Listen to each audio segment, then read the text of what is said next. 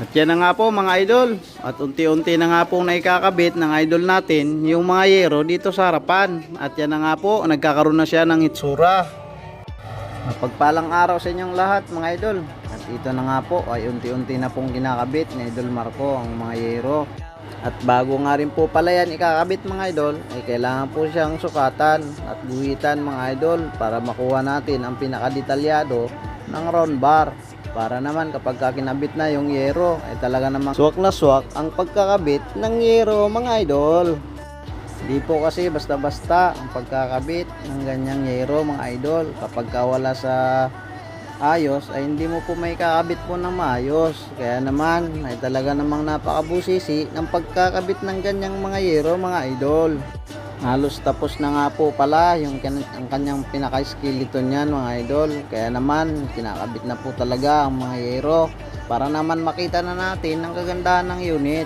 At syempre sa mga hindi pa nakasubscribe dyan at nakapollow sa ating Facebook page Mr. Ems TV Official, paki-like and follow na rin po mga idol. At syempre subscribe nyo na din po pala ang aking YouTube channel Mr. Ems TV Official.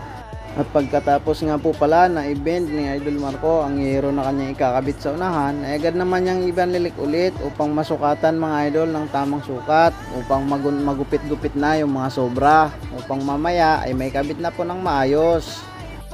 At yan nga po mga idol ay talaga namang sinisilip ng maigi upang makita ang pinakadetalyado ng mga yero, para naman pag sinalpak ay talagang suwak mga idol.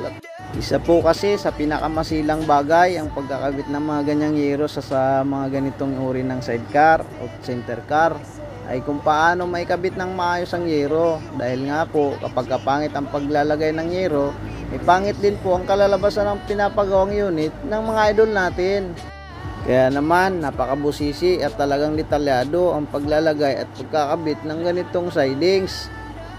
At matapos na nga po na maguhitan ni Idol Marco ay agad naman niyang dinala dito sa bindiran upang mabindiran po mga idol, upang maging sukat po doon sa curve ng round bar mga idol, para naman pagsalpak ay talaga namang hindi na mahirapan. Katulad po niyan mga idol, halos nakasakto na po siya. Guguhitan na lang po yan para naman may salpak ng maayos mamaya, kasi lalagyan po yan ng pinakabinding na maliit. Ayan mga idol, hindi po kasi kami gumagawa dito na basta na lang ilalagay ang yero at aasa na lang sa masilya na pangtakip sa mga yupi-yupi. Dito po talaga mga idol ay ginagawa namin ang bawat detalye ng yero, para naman mga idol hubog na hubog sa mga round bar na ating paglalagyan ng yero. Kaya nga dinadayo tayo dito ng iba't ibang lugar, katulad ng mga idol natin na nagpagawa sa atin. Maabot na sa Luzon, Visayas at Mindanao. At katulad nga nitong ginagawa natin na center car, siyempre pinapasalamatan natin ang nagpagawa nito sa atin na taga Batangas.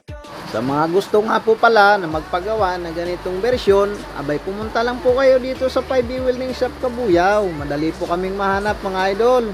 Search nyo lang po sa Google Map 5E Welding Shop Cabuyao. At ito na nga mga idol, at agad na nga nilayout ni Idol Marco ang yero upang maalis na mga idol yung mga sobra na di na kailangan. At ito na nga din po pala ang update sa unahan ng ating unit. Ayan po mga idol, kung mapapansin po ninyo, may mga yero na po tayong naikabit mga idol.